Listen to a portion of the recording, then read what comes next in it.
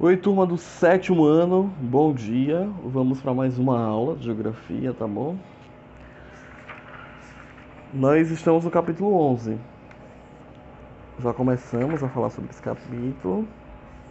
Falamos mais do Sudeste, agora vamos para as outras regiões. Lembrando que esse capítulo fala do Centro-Sul, tá bom?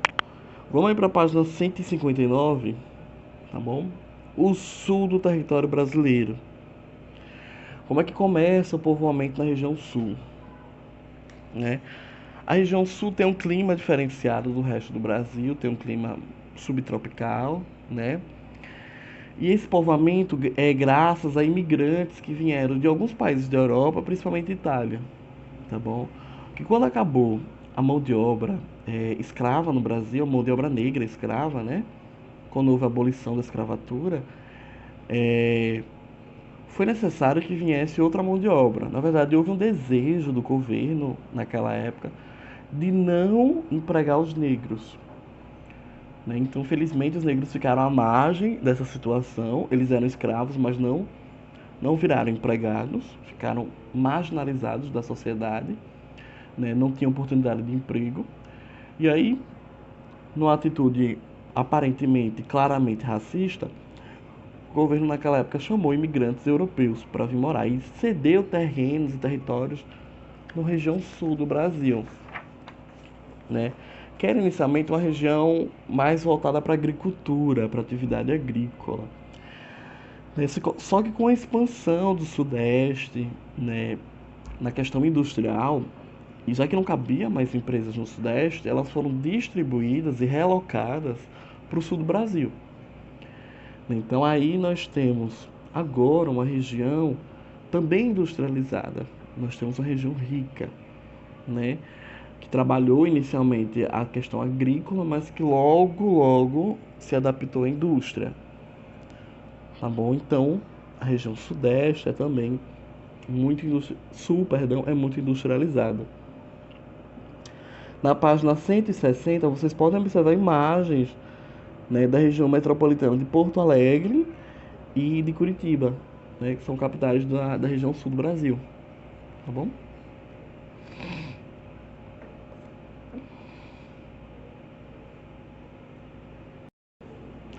E aí, por que é que o Sul se destaca? Porque tem uma mão de obra qualificada, então ele está preparado para receber essas indústrias. Olhando aí na página 161, a gente vai ver as principais regiões industriais, né, do Sul, né? Então veja aí que Curitiba, lá no Paraná, veja aí que Blumenau, Itajaí, lá em Santa Catarina, além da própria capital, né? Além de Floripa, de Florianópolis. Aí você tem outras cidades mais a sul de Santa Catarina, né? Criciúma, que também, né, nesse entorno de cidades, também existe uma produção industrial. Aí você vai para o Rio Grande do Sul, você vai ver Guaribaldi, Bento Gonçalves, Caxias do Sul, Novo Hamburgo, São Leopoldo, Canoas, Porto Alegre, que é a capital. Então você tem vários polos, focos industriais na região sul do Brasil, né? Um dos fatores é justamente a mão de obra qualificada. Ainda se produz agricultura? Sim, ainda se produz agricultura no sul do Brasil. Só que ela está mais voltada, mais pensada a uma agricultura mecanizada. O que é uma agricultura mecanizada? Quando você tem é, máquinas, né, para colher, máquinas para plantar. Então a produção é quase toda tecnológica, não manual. Não é o carinha com a enxada, é uma máquina fazendo esse trabalho. Você tem menor participação humana, inclusive. Existe, né? Porque existe alguém que vai operar, mas você tem menor participação humana em tudo isso. Lembrando ali, ó, também tiveram a participação de alemães nessa região, de italianos. Olha aqui na página 161, imigrantes europeus que fixaram no sul e trouxeram o estilo arquitetônico da sua terra natal. Olha que casinhas assim diferentezinhas, bonitinhas, né? Aí nós temos na região sul.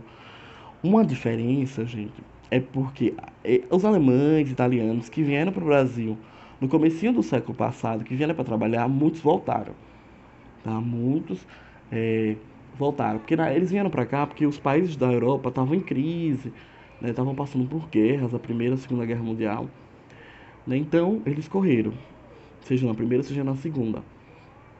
Quando amenizou, quando melhorou a situação, muitos voltaram. Os que ficaram fazem questão de que sua cultura seja mantida, né? Os hábitos, as roupas, as comidas. Então, no sul tem uma diferença muito grande do resto do país por causa disso, né? Que é como se fosse um pedaço da Europa no Brasil, porque eles mantêm fortemente, inclusive até o estilo arquitetônico, né? Então, esse é um ponto das pessoas do sul, mantém muito ainda a cultura que veio lá da Europa, inclusive as festas, né? Vocês já devem ter falado sobre a Oktoberfest, que é a festa da cerveja, né? Que também veio da Europa para cá, ok? Então, ó, na página 161, eu vou destacar uma produção já não no sul, tá bom? Mas no sudeste, de produção de extração mineral. O que é que eu tenho de potencial dentro da região centro-sul, né? Para extração. Eu tenho alguns estados que é bem voltado para extração mineral. Um deles é Minas Gerais. Olha o nome do estado, Minas Gerais. Então tem tudo a ver com a extração, né?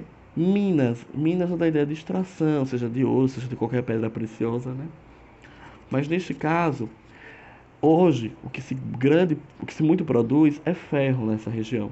Existe uma região chamada quadrilátero ferrífero, que está lá na página 162, tá bom?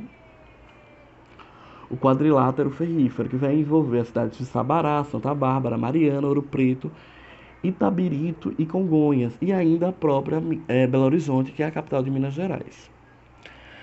Talvez alguma dessas cidades esteja na cabecinha de vocês. Por quê? Porque foi em Mariana, né, em Bento Gonçalves também, que aconteceram aqueles grandes acidentes, né, com rejeito de minérios, onde você tem a extração de ferro, mas você coloca o rejeito, ou seja, aquela terra que não tem uma função econômica, em algum lugar. É como se fossem grandes aquários, vamos assim pensar, né? Só que de estrutura de cimento e tudo mais. São essas barragens. Essas barragens acabaram rompendo, né? Não houve um cuidado da empresa responsável, que é a Vale, e elas acabaram rompendo e aquela lama invadiu algumas cidades e muita gente morreu, né? Esses dois acidentes aconteceram um muito perto do outro. Então isso só deixa claro, né, a falta de cuidado da empresa com a população próxima, né? Tem que ter todo o cuidado quando se for fazer extração, porque há um impacto ambiental na extração de qualquer coisa da natureza, né? Nesse caso houve um impacto social, né? Matou-se muita gente. Tanto que a ideia do governo hoje é modificar, né, como é que você vai guardar os rejeitos. Já existe uma proposta para daqui a poucos anos todas as empresas que trabalham com mineração mudem esse perfil para não ter mais nenhum acidente, como teve lá em Minas Gerais, duas vezes. Tá bom? Aí vocês conseguem ver imagens de Belo Horizonte na página 162, imagens de Ouro Preto na mesma página, tá? Que é uma região histórica, é uma cidade histórica, tá bom? E aí na página 163 vocês estão vendo o Pantanal Mato Grossense. O Pantanal, essa parte vai pertencer à região Centro-Sul, tá bom?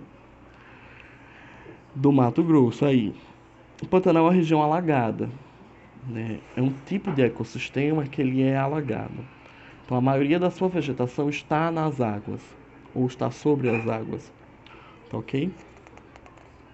O que vem acontecendo recentemente com o Pantanal são as constantes queimadas. Ele já é um dos menores domínios morfoclimáticos que nós temos no Brasil, tá? Geograficamente, naturalmente falando, ele já é o menor. E com as queimadas, a situação está cada vez pior para o Pantanal. Então, tem que tomar muito cuidado com isso. Porque se continuar dessa forma, o Pantanal vai embora. Tá bom? E aí o relevo no centro-sul. O relevo ele vai variar bastante, tá bom? Eu vou ter um relevo conhecido como Mares de Morro, lá nas proximidades de São Paulo e Rio de Janeiro. Ou seja, eu tenho umas ondinhas assim, eu tenho uns planaltos de topo arredondado. Que aí na página 164 vocês veem que um bom exemplo disso é o Pão de Açúcar. Isso tem muito ali na região, né? São Paulo e Rio de Janeiro. Observem aí no mapa o Sudeste, o relevo do Sudeste, né? Eu tenho algumas depressões, né? Do norte para o centro de Minas Gerais. E eu tenho também essas depressões quase que no meio de São Paulo, tá bom? Eu tenho planícies, mais na parte costeira de Espírito Santo e Rio de Janeiro, e a maior parte são planaltos, tá? Então, o relevo do Sudeste vai se constituir na maior parte de planalto, ok? E a hidrografia dessa região, como é que ela se apresenta? Bom, se eu acabo de dizer a vocês que é uma região que tem muito planalto, né? Então eu tenho muitos rios de planalto. Isso é bom para produção de energia, tá bom? Isso vai gerar muitas produções, muitas usinas hidrelétricas naquela região. Uma queda d'água, ou seja, uma cachoeira, para ficar mais claro para a gente, ajuda na produção de energia, ok? E eu também tenho nessa região do Centro-Sul uma hidrovia, ou seja, existe uma circulação de navios ou de embarcações para o comércio. Por exemplo, Santos, que é uma cidade de São Paulo, tem um porto, né, onde você tem a distribuição e recebimento de carga, tá bom? E aí eu tenho ali São Paulo, Minas Gerais, vocês podem observar no mapa, na página 165. Por quê? Porque isso acaba ligando o Brasil a outros países, como Paraguai e Argentina, tá bom? O Rio Paraguai, né, ele vai acabar ligando Paraguai, Argentina e ainda o Uruguai. Então, graças a essa hidrovia, né, eu tenho um contato com os países vizinhos, ok? E o clima e a vegetação, né? Essa parte clima e vegetação e sobre mais detalhadamente a região centro-oeste, nós vamos debater na próxima aula, ok? Então segura aí, clima e vegetação e centro-oeste nós vamos falar na próxima aula. Até lá, meu povo.